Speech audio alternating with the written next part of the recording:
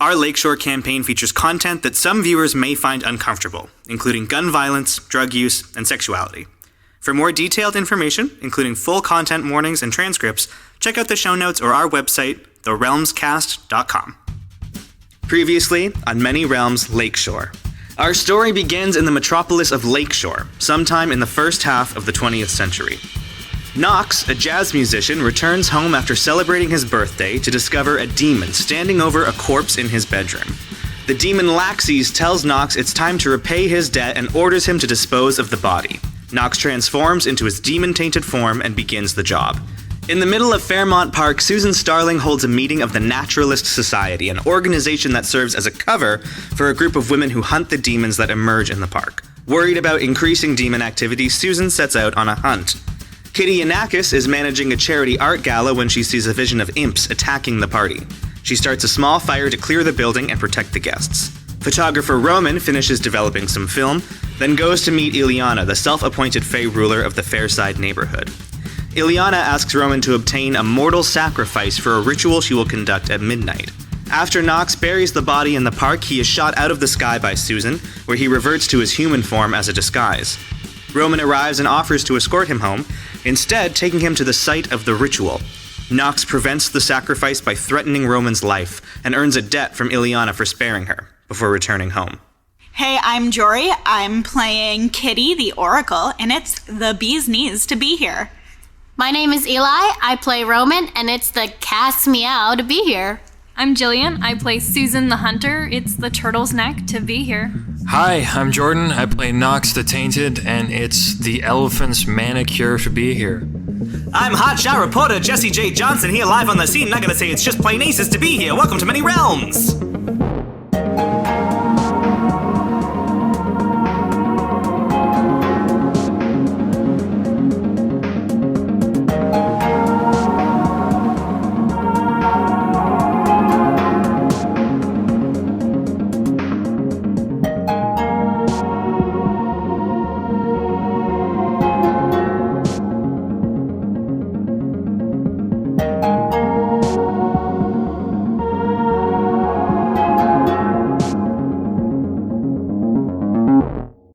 So we are opening the next morning after a night of violence, chaos, confusion, madness, drama, demons, and deception in Fairmont Park. Susan, you wake up and come downstairs. You have been let the second floor, the sort of like attic floor of the residence of one Mr. and Mrs. Singh in the Fairside district. Your living arrangement's like fairly informal with them. Today, because it's a nice Sunday morning, Mrs. Singh is cooking, and she's happy to make you a nice plate of breakfast, too. The radio is chirping merrily with some nice upbeat tunes. The newspaper on the table says, "Terror in Fairside, bewinged devils spotted swooping overhead at the site of the Views of Fairside art gala." Susan rubs her temples because stuff like this in the news is bad news. She picks up the paper and asks, like, mind if I snag this? Oh yes, it's quite funny, isn't it? The crazy things these people write down. I have to tell you, Susan, not to disparage your colleagues, but I think some of the people in Fairside like to get a little bit too excited at night and fill their head with wacky visions, and they tend to not last, but this one seems to have made quite the impression. It seems it has. You rip out the newspaper article, you scarf down your breakfast, and Mrs. Singh says, "So any plans for the day?" Oh, see the ladies, maybe do some shopping. Okay. That's fine. Keep to yourself. We were gonna play croquet, but no, you don't have to join us. No, just kidding. They're very nice to you. You are presumably not doing those things. No. What are you actually doing today? Going to my job. Right. Like I do every day. And especially if Roman was showing up in the park, then she needs something, and it's always the same thing. So I probably need to go get some. #sunshine. Some hash oil sunshine. So sunshine is a popular drug specifically among the factions of Night and Wild. It is produced near the docks kind of district. It's no secret that part of the production chain of Sunshine is the illegal shipments that are smuggled onto the shores of Lakeshore at the docks by criminal mastermind Rex Lemaire. And while he doesn't seem to be personally involved with that particular supply and demand, he's got his fingers in just about every pie this side of Lennox Spire. So, Susan, you know that your main contact, Louis, is always happy to supply you with Sunshine once you turn over your profits from your last batch of deliveries. So you're going to make your way down there? Yeah, I do have to, go out the front door as Susan and then do a weird thing with my hair and then fetch my motorcycle so that I look like Simon.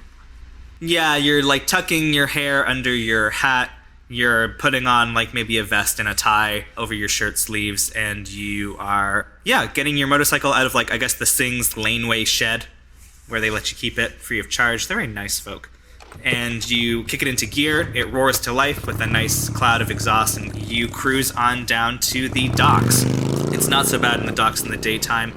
It's mostly home to the night faction, vamps, werewolves, that sort of thing, and they obviously leave the sunnier parts of the city alone. So you make your way unaccosted.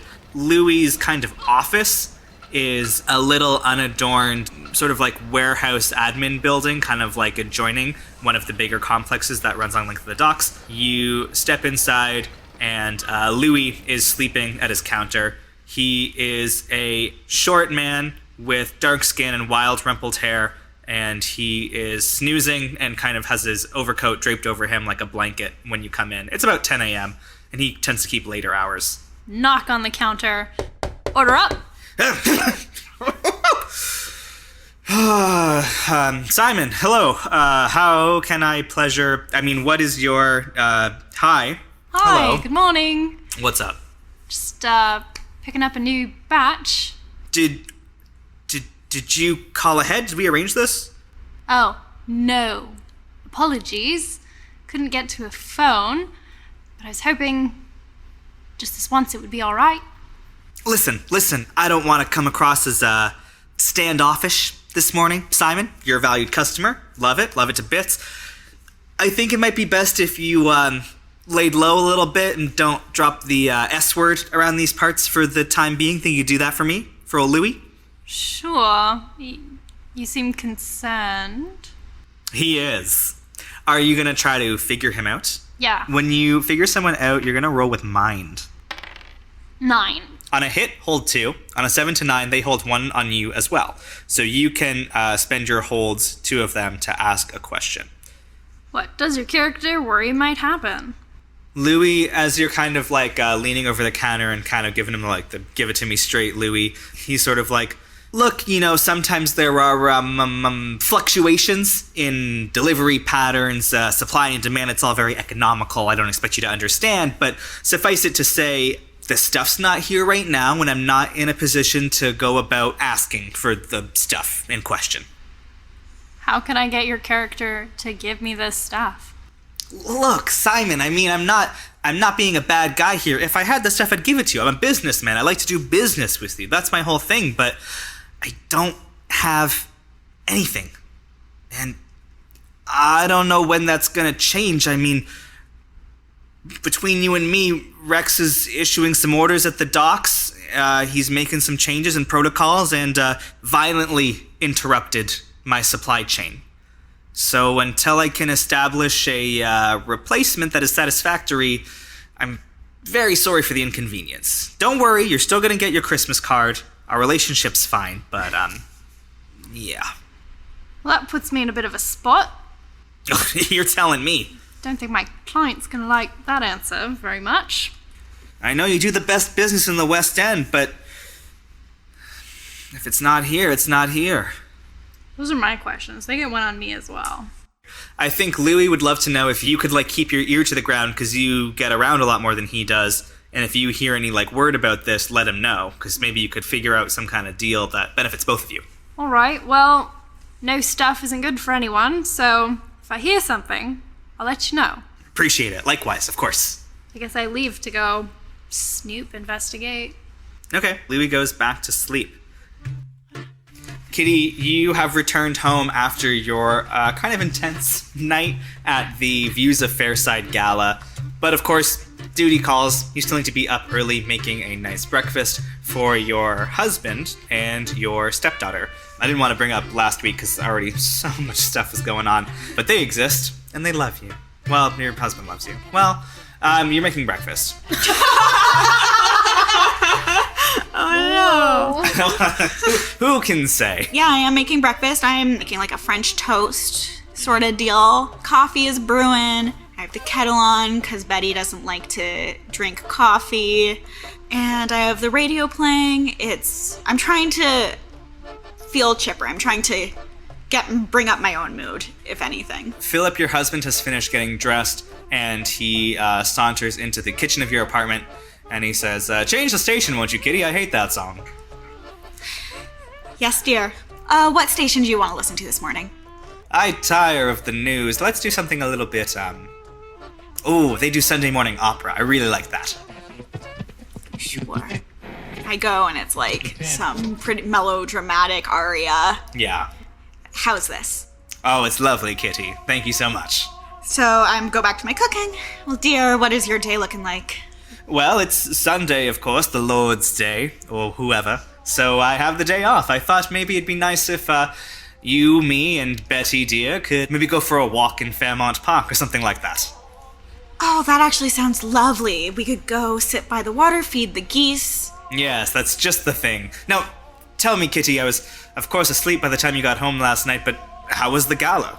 I think I'm honest. Philip knows that I'm an oracle. I haven't kept that from him at all. Mm-hmm. So I tell him I had a vision partway through the gala. So something would go wrong. So of course I had to protect all the people. I set a fire so that they would leave. It's good because nobody was hurt, but it's really going to kill my chances to get the chair position next year. Kitty, the French toast. It's burning. Oh dear, sorry. And I pull it off. It's not that burnt, I hope. It's fine. Yeah, it's fine. And I He's just picky about his French toast. serve the meal. There's a whole spread. Well, it sounds like that was quite a fright, but at least it's all in the past now. Yes, I'm hoping that we can just work past it. And we did raise a lot of money for the friends of... Well, of course you did. There's no better philanthropist around than my dear Kitty. I think that's all I have to say to him. I go sit to eat myself and maybe call for Betty.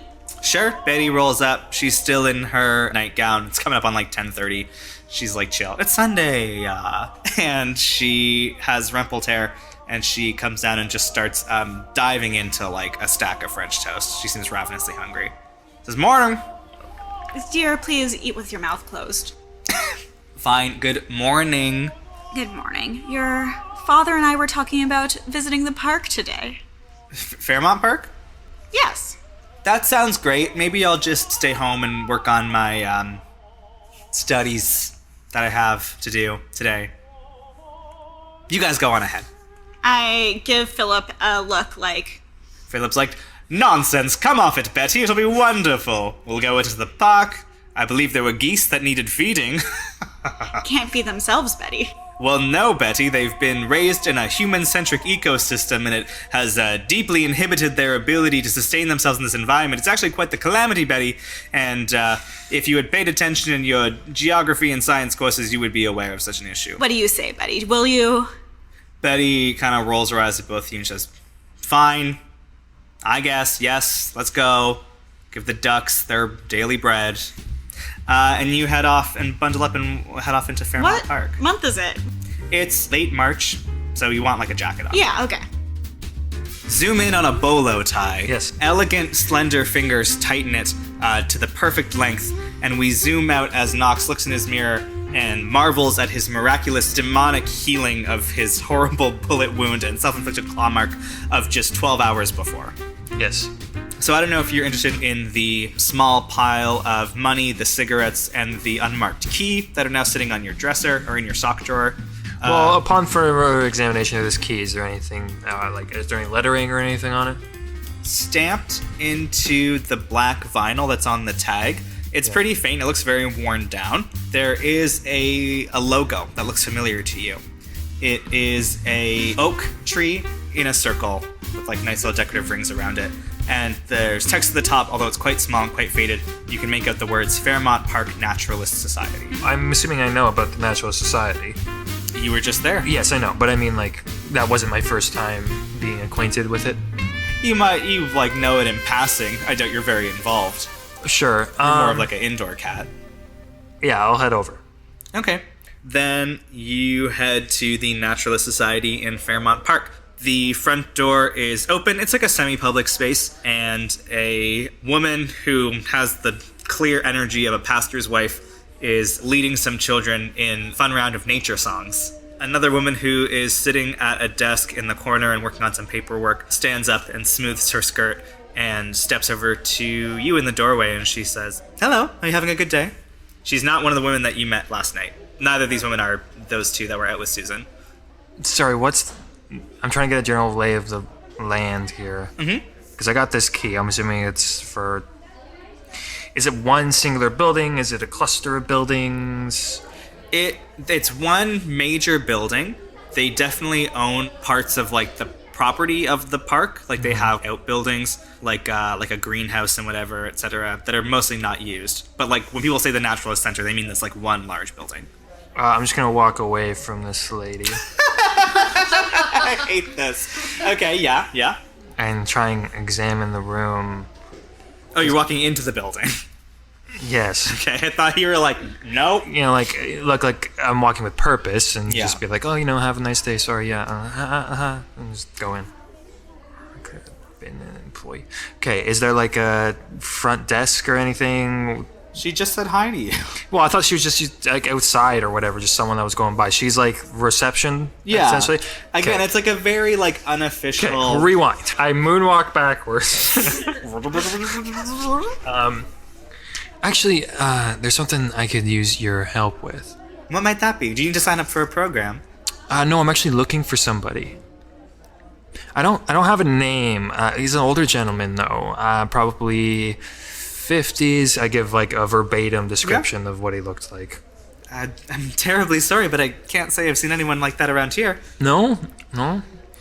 He said that he was staff here, that he worked here, or at least that he comes through here. I'm misremembering right now, but I'm just, if not you, do you know anyone that might? Is that, I'm just trying to place him. I really need to sit down and talk to him. She's not sure. She's like, we have a custodian that comes in once a month, but he's half that man's age and half the height too, so I don't think that's the fellow you're looking for. I'm really sorry. I wish I could be of more help, Mr. Oh, it's Knox. Mr. Knox. Yeah, well then, actually, sorry, I didn't catch your name. What's your name? My name's Grace. Grace, I really need a favor, okay? Look, I gotta find him. I don't have a name or anything, but he gave me this key, and he just... Do you know what it goes to? So maybe I can leave it in the room for him or something? You're gonna show her, like, the key and that it has the thing on it? Yes. Okay. And what are you trying to get her to do? I'm trying to get her to maybe identify where this key is for, and should she try and take it from me, I'm just gonna say that I've been specifically told to give it to him in person. Okay. I think that you are persuading an NPC. Okay. I'm gonna cash in my debt with Laxies to give me +3 on this roll. Oh, hey, that seems good. And which I think you could have used, yeah. Yeah, so 9. On a 7 to 9, they are going to modify the terms or demand a debt. Okay. She takes a look and she says, I think I recognize this. I think her play here is like, I know where it goes. If you want, you can come with me and I can just leave it inside. It's for one of the maintenance sheds. We can just go and I can just make sure it's in there and safe. And then that way, if whoever needs it has access to that building, they can go get it. Well, if you could just point me in the right direction. I'm kind of a little bit responsible for this. So as nice as you are, Grace, I just, it wouldn't really sit right with me unless I kind of did it firsthand. You can come with me for sure. That's fine. Yes. I just, because I do work here. Of course. So Grace is going to come with you to the maintenance shed. So what are you gonna do when you can't get your drugs? Like I don't want to like get involved necessarily. Yep. But I wanna find some hot goss. Yes, that I think is hitting the streets. Name who you're going to and roll with their faction. Yeah, that's the thing. I don't know who I'm going to. Who do I know? So I think your concept there is like you need to talk to someone who knows what's going on with the Night faction. Yeah. Do you know anyone like that? Would the werewolf bike shop guy know? Werewolf Bike Shop guy might know. It's a 6. You can still mark Night, I guess, because you made a faction move. On a miss, it's not going to really pan out for you. You roll up to Calvin's bike shop. Normally, he kind of is always excited to check out your ride and see what's going on if you need a tune-up or whatever. But this time when you get there, you see him inside his little like shop house, and he's looking kind of glum. He's reading the newspaper, and you can see that he has this kind of gloomy expression. When you roar into his little garage, he only kind of reluctantly looks up from the newspaper, and he shuffles forward with crossed arms, and he says, does he know you as Simon or Susan? Simon. Bike motorcycles are for Simon? Yes. Okay. Calvin kind of shuffles forward, and he says, hey, Si. Hey, you look down? Yeah, I don't know if you heard, but I've not been doing so hot lately. What seems to be the problem? Well, it's my brother Alan. He's I ain't seen him for a couple of weeks. Tried going to the cops, but they said they couldn't find nothing, and I don't know. Seems like no one's really caring much or trying very hard to figure out what could have happened to him, and it sort of got me a little on edge. Do you need help with your bike? No. I was in the market for some stuff, and there's no stuff, and I was kind of wondering if anybody knew what had happened to it. Do you know anything about Sunshine? He coughs in surprise, and he says, Jeepers, I didn't take you for a user. You seem a little bit smarter than that to me. Full of surprises. Well, no, I understand why you might come to me, but, living out here in the West End, I try to not stick my nose in the docks business too much. It doesn't really benefit me. I like to keep my my nose clean, focus on bikes. Yeah, I wish I could be more helpful, but I can't. And you said your brother is missing? Yeah, Alan. Alan. I don't know, did you ever meet him? Did I? Face to a name? So roll with, he's in Wild, actually. Nope. That's a 4. On a miss, you don't know them or you owe them. And you don't owe Alan, but the reason why you can't really do much about the situation is that you know that Alan lives with Roman, who you're already going to kind of be in trouble with if you don't give her the drug she wants. So that's just kind of a bit of a dead end for you, unfortunately. All right, well, sorry to bother you. I'll maybe come around next week for a tune-up. Yeah, sure. Good day. Take care. Shuffles back into his little garage booth. Very sad werewolf mechanic. Kitty, do you have any, intentions in the park? I would like to ask Philip, how are things going at work lately? You are sitting on a nice picnic blanket spread out just on the shore of the pond in Fairmont Park. Betty is sort of listlessly feeding the ducks. She's more just seeing if she can get away with throwing bread at their faces with anyone really noticing. So you and Philip have kind of a moment to yourselves, and Philip says, it's very busy, of course, every day in the mayor's office. It's not always the easiest job, but I like to think I'm doing pretty well for myself. Mayor Graham is really excited for the upcoming exhibition in the summer. I'm helping with a lot of logistics of that.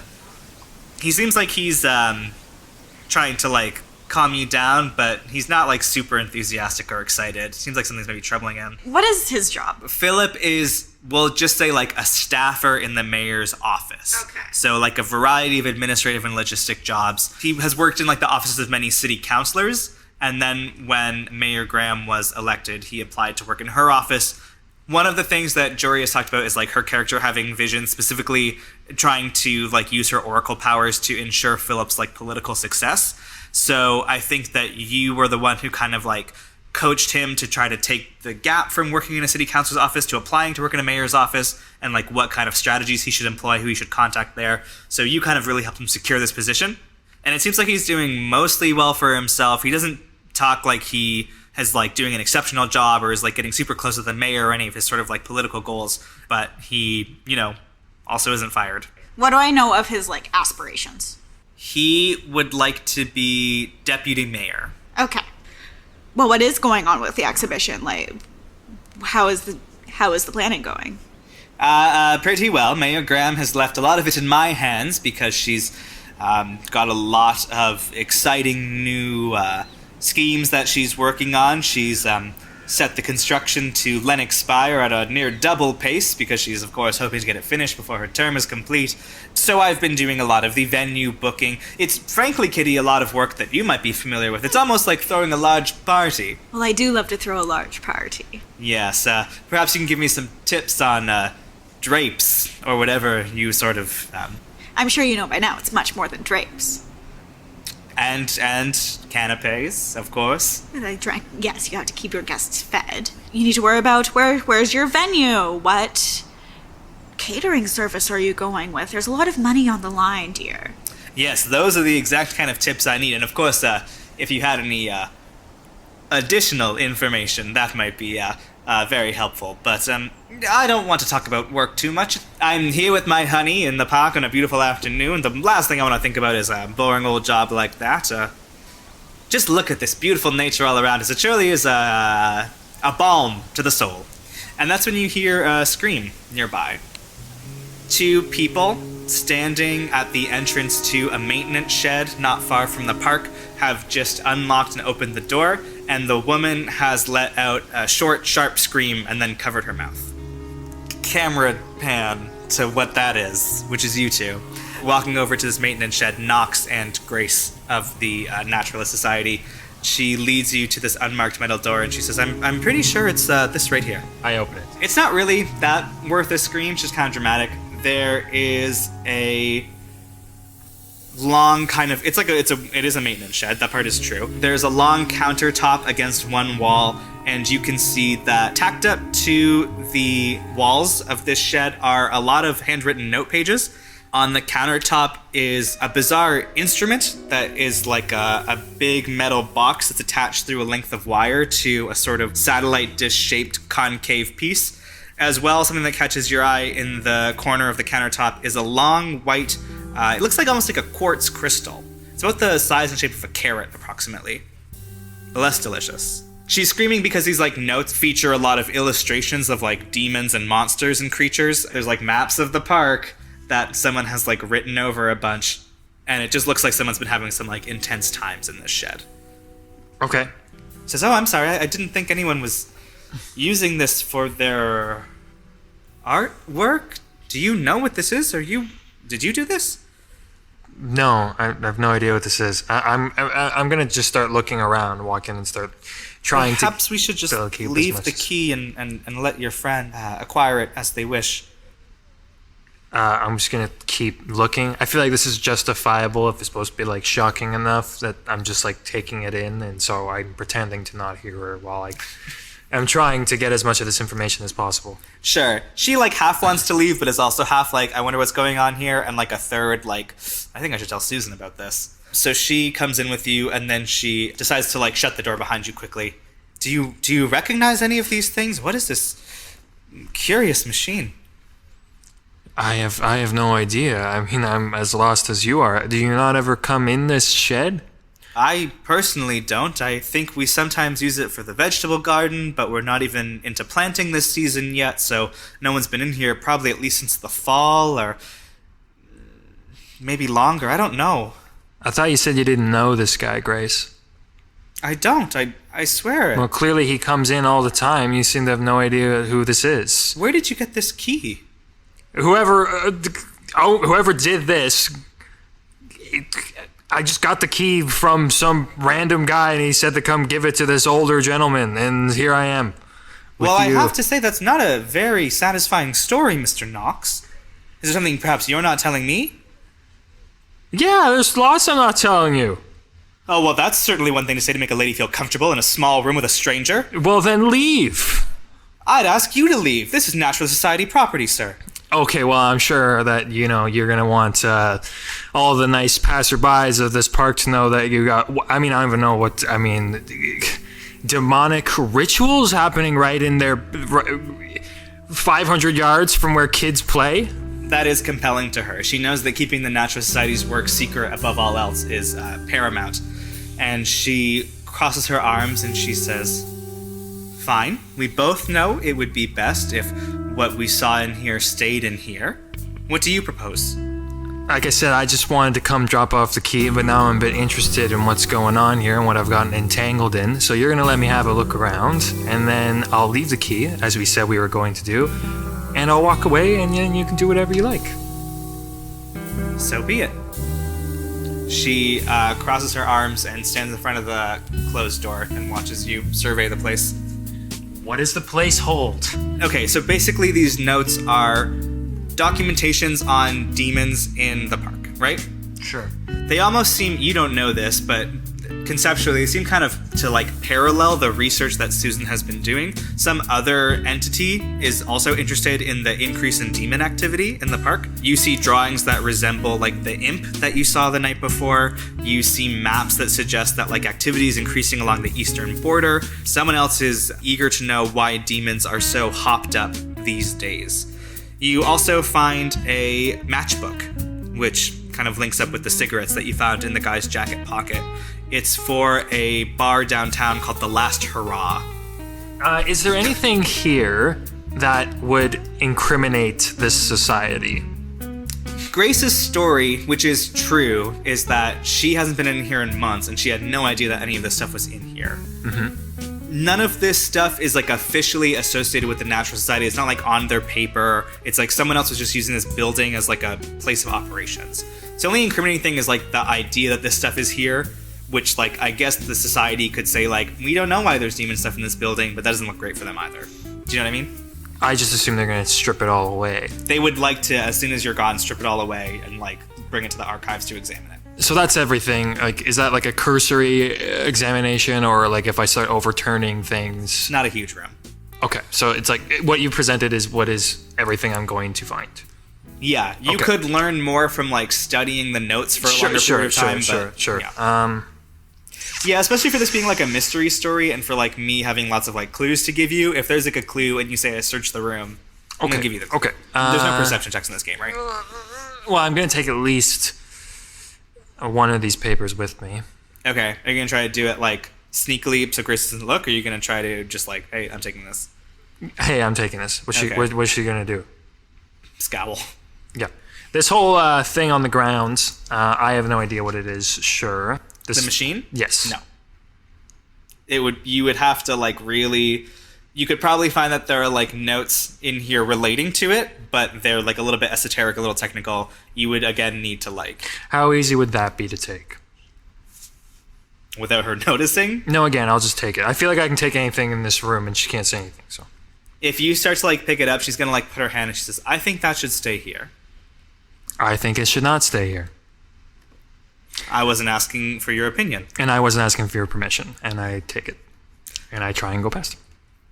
She moves to block the door. Okay. Look, Grace, I want this to I want this to not be a problem as much as you do. I know a guy that I think can have a look at this, maybe get back to us, let us know what it is. I can bring it back tomorrow. That's a move, right? That's persuade and You can try to persuade. It's gonna be tricky. Being a little rude to old Grace. 12. Okay. Here's Grace's play. Okay. She reaches into her purse and she pulls out a small camera. And she whips off the lens cap, and before you can like try to block yourself, she takes a full picture of your like face and body holding this device. And she stuffs the camera back into her purse and she buckles it real tight. And then she pushes the door open and stands aside to let you out. And she says, I've got my eye on you, Mr. Knox. I know you might think I'm just a naturalist, but... Well, I am a naturalist, and I'm here to protect this park from everyone who means it harm. You know, this is your shed. Yes. All right, well then we'll reconvene at a later date. Tomorrow. Right, I said tomorrow, didn't I? You said tomorrow. Tomorrow it is, Grace. She lets you leave, and then she shuts the shed behind you, and you can see her through the window, kind of standing in the middle, looking upset and trying to figure out how to best proceed. And you are holding this, like, big, wacky machine. A couple people are kind of, like, glancing over at the shed because a woman, like, screamed, and then you both went in for, like, 10 minutes. But she wasn't, like, continuing to scream. It was more like a startled scream, so no one's, like, trying to stop you. Kitty, you see a man in a bolo tie, and your heart stops. It's a man in a bolo tie. No, but do we want to talk about Kitty having a vision of Nox? Before we started playing, we discussed the debts that are built into our character archetypes, and one of Kitty's, or one of the oracles, is I've had a dire prophecy about someone, and I don't know how to help them yet. And you decided you wanted that to be about Nox, but we were still kind of fine-tuning the details. Yes, so I think one of the details we did land on, or Jordan and I discussed, was that in the vision I see his demon form, so that I wouldn't initially recognize him as the person who was in the prophecy. Cool. Yeah. That makes it harder for me to get your characters. That's what I was going to say. Yes. However, But it's cool. I can work with it. Well, I also don't want you to, like, come with a prophetic vision on the spot right now and then have to, like, figure out what that means. Like, we'll continue to sit on it, I guess. What I say, Kitty, is that you have an uncomfortable feeling of, like, deja vu or nostalgia as you see this man, this bolo tie, his shock undercut of pure white hair, and he's carrying this bizarre device, and he's sort of looking around furtively like, I hope no one notices me carrying this big, weird Luigi's Mansion backpack out of this shed. And he makes a beeline for the edge of the park. Philip, Yes? you see that unfashionable boy with the white hair? Bolo ties haven't been smart for years. Do you recognize him? Has he ever done any work for us, or? Philip squints his eyes and he says, I hate to say it, but he just looks like another Fairside nutcake to me. Look at his hair. That's one hell of a bleach job. He must go through a bottle a week the way he's got that thing glowing. Okay, guys. It's My natural. Aunt Wilma didn't have hair like that, and she lived to 99. Betty stops harassing the wildlife, and she saunters back over to you, loudly and rudely gossiping about this white-haired man who's leaving the shed. Oh, that's Nox. Nox? Yeah, he's in a band. I've seen I've heard, like, my friends have heard his band play, so... Are they any good? No. I want to say canonically that Nox is not great, but Nat and Jackson are excellent. So it So at averages bare out. minimum, Yeah. we're okay. If not good, not great. Why do they keep you around? They're childhood friends. I don't know. Just, yeah. You're in love with one of them. We just have a strong bond. What did it? I bet you do. And I work hard. I bet you do. And they let you use the cafe to rehearse at night. Okay, I said my piece. Okay, so can we redact what just was said about my band, please? You say, are they any good? And Betty says, they're pretty good. They need to tighten up their guitar, though. Thank you. Why are you so upset about him? He looks familiar. Where does he play? Tends to play the hardware when he can get a gig. What are your friends doing at the hardware store, Betty? I know someone who happens to be a waitress there, and she got a job there because her mom's really sick, she had to get a job, so, like, a lot of judgment coming your way, Kitty. All right, that's fine. It's just, I don't want you hanging out places like that. Well, I haven't even been there, I just heard about that, or whatever, so... All right, I trust you. I don't think you need to confront Nox right now. But if you ever want to see him, you know he plays at hardware often. Suzamon, Digimon, Simon. What are you doing? You're having a rotten day and like everything you're trying to do is like miserably failing.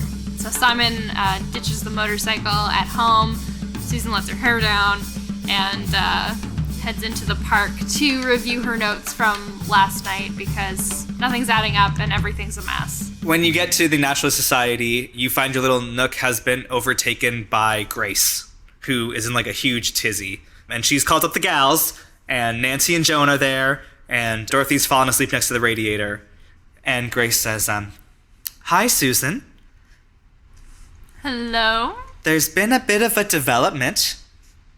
You know the maintenance shed by the pond in the north end? Mm-hmm. A young man came by today," and she describes Knox, who you absolutely recognize. Oh, really now?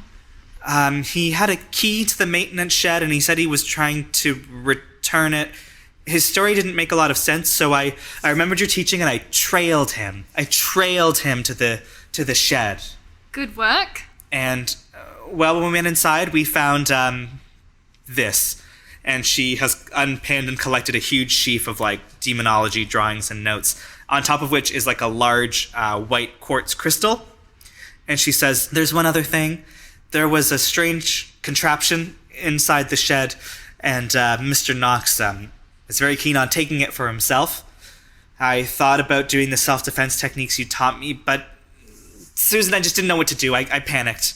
That's all right. I think, well, we have a wealth of resources now, and Knox and I have a mutual friend, so I can get in touch, because I certainly have questions. He said he'd come back tomorrow, but I didn't believe him. So I took a photo of him holding it, in case that might come in handy. So smart. Yeah, do any of these documents... None of them will, but do any of them look like Knox's demon form? That's the thing I saw. No, you described the demon you were hunting last night, and a cursory glance reveals nothing that points to that. Yeah, what's, like, interesting and good? Roman could show up. Sure, yeah. I do spend, like, also time in the, like, a lot of time in the park. I could have feasibly, like, seen you come into the park and been like, great timing. Yeah. Just come back. So you finish your meeting. Susan. Roman? We didn't get to catch up yesterday. No, we did not. I'm just having a bit of, boy troubles. Could you come give me some advice? Is that the code you use? She usually doesn't have a code, just being very weird. Just this way, we find a quiet nook. Susan's like, "I know how to do this. I am a boy." Yeah, we go into, like, the closet with the taxidermied, like, birds. I don't know. Yeah, the taxidermy bird closet that every viable naturalist society has. Yeah. Gross. You know that this space is a little creepy, right? My office is full.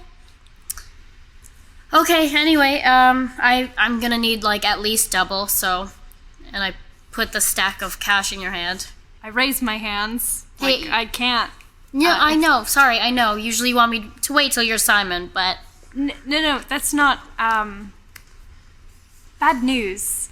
Don't mean to rain on your parade, but, I anticipated that this might happen when I saw you yesterday, and you're not gonna like this, but...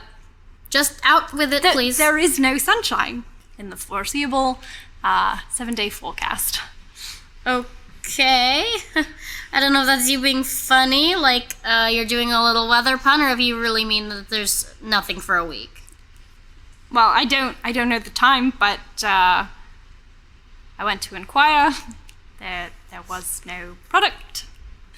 We don't know why there's no product. There's just nothing. Okay, Susan, I like you, so I'm gonna try to preserve this relationship with you. What did they say when you presumably went to the dock and told them people need this? Everybody understands that there is a need and there is a demand, but for whatever reason, there is nothing in production, and I don't know why, and I'm trying to figure out why, because I don't want to be in hot water. So out of character, there's three ways this could go. I kill you. I fuck you. I fucking kill you. How do you guys roleplay? That's what I do. You can owe me a debt for not having it? Is that how it works? I can owe you a debt if you can scrape some up, or we can find this together. So how do you feel? You already owe me for your drugs because they get me in trouble, and this is them getting me in trouble. True. I'm doing what I can to figure it out and, investigate, but I do also have other concerns, like last night, for example. You and me, both in hot water here. It's not even for me most of the time. So I'm gonna help you. We're gonna solve this together. Great. Consider me your sidekick. Delightful. So you head out of this closet, and it's maybe set a rendezvous, we'll chat about this tomorrow, we'll make a plan. Team drugs. Yes. I think we're gonna wrap up soon. I'd like to do one quick thing with Kitty.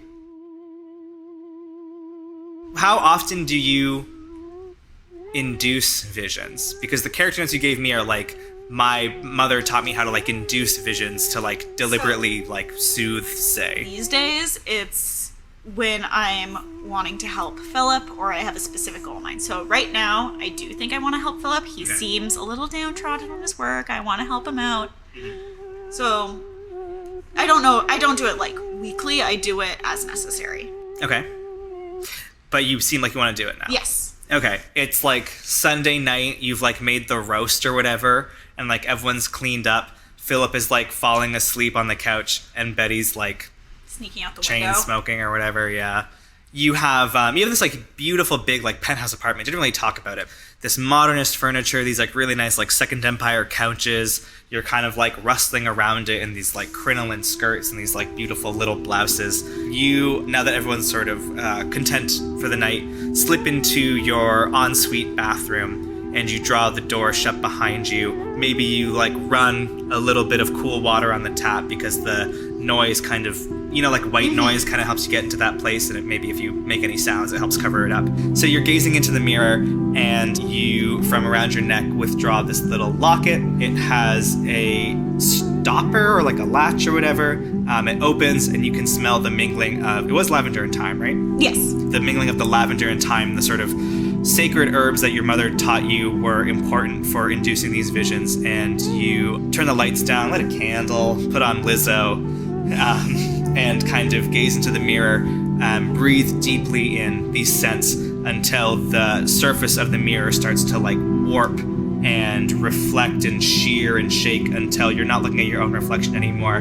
Usually when you do this, you try to sort of think thoughts of Philip and just sort of say put that mental energy out. It's when you want to dream about a certain thing and you're going to bed and you're I want to dream about this. And when you look into the mirror, it's almost like you're looking in the mirror and Philip's looking back at you, and he's scowling and he looks furiously angry. As the sort of view of the vision pulls out again, Philip's body starts to change and his head sprouts a multitude of spikes. His hands become long, bony claws, almost like a chitinous exoskeleton, and his skin is covered in heavy rock-like plates. And it's no longer Philip at all. It's this furious-looking sort of creature that you've never seen before, and yet at the same time somehow twigs something in your brain and is I know you from some other day, from some other time. And you see this demon. He's standing in the middle of a building that you don't recognize. It looks like a modern building somewhere, probably in Fairside. You can see the trees of the park outside of a high window. And you can see that he is standing, blood dripping down his claws, over a dead body that's slumped on the ground. face down, and you can't make out who it is. And all around him, the timbers and beams of this building are burning up, and huge chunks of brick and masonry are tumbling from the roof surrounding him. And he's looking up and he's laughing with maniac demonic glee as this figure on the ground bleeds out and the building around him burns to ashes. Thanks for listening to episode 2 of this campaign. We are excited to be jumping into Urban Shadows, getting messy, and figuring out all of its tricks and secrets. There are lots of mysteries in store, so keep listening. If you want to learn more about the show, check out our socials. We are on Twitter and Instagram at The Realms Cast, and transcripts and other information are available at therealmscast.com. If you want to support the making of this show, on which we lavish a lot of our personal time and money, you can support us at patreon.com/therealmscast. Thanks for listening, and we'll see you next time on Many Realms.